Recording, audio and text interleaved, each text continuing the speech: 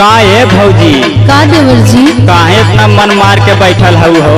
अरे हम तोके का बताई? तनी हमरो के बतावा। ला सुनो, तोके हाथ में कंगनवा खोले रहते सजनवा मोर छोटन की देवरुना, मोर छोटन की देवरुना संगमा लूटती लोहरवा मोर छोटन की देवरुना।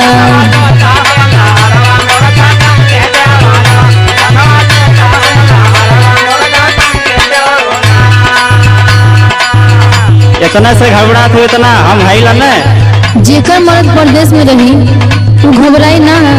चला ठीक हो, दिक्कत परेशानी हो बतावा। हमार दिक्कत सुनबा ना तोहरा बुखार लग जाई।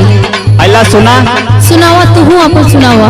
आवा साट जा पजरवा हाई लहुरा तोर देवरवा मोर पतर की भौजीना, मोर पतर की भौजीना हमसे लूट तू लहरवा मोर पतर की भौजीना।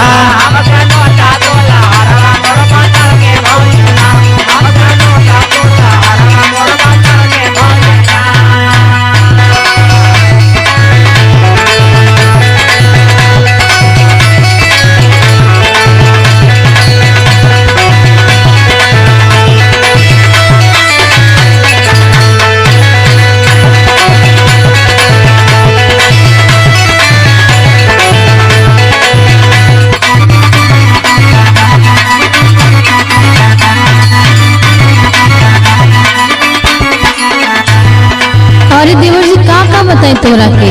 बतेबू तब न जानब। पहला सुना सुनावा।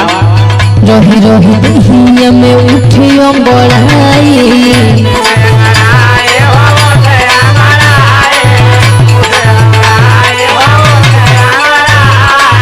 समझे ना अभी कोनो जुपती लगाई।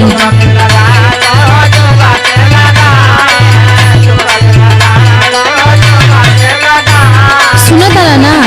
हाँ सुनत है, बतावा तो। रोही रोही दहिया में उठियो बढ़ाई, समझ ना आवे कोनो झुकती लगाई।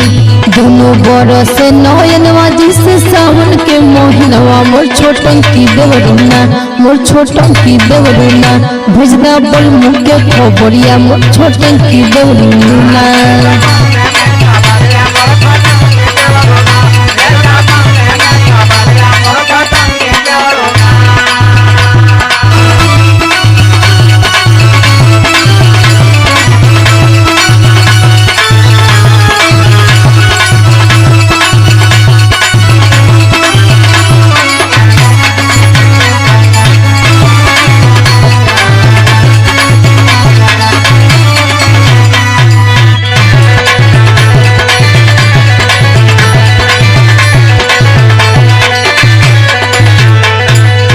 इतने से बात बा?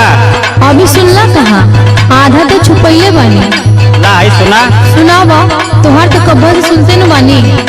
भैया तो कमाए कई न रुपया हो सऊदी,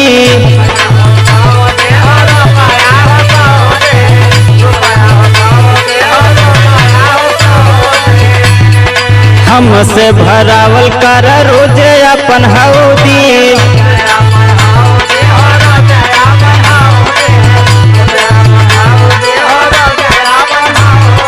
भैया तो कमाए गई न रुपया हो सऊदी, हमसे भरावल कर रोजे अपन हौदी। तोरा से कुछ ना होई।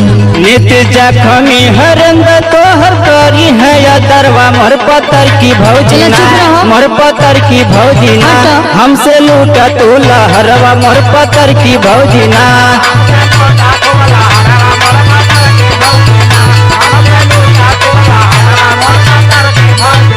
संगमा लूटती लोहरवा मोर छोटन की देवरुना, हमसे लूट तू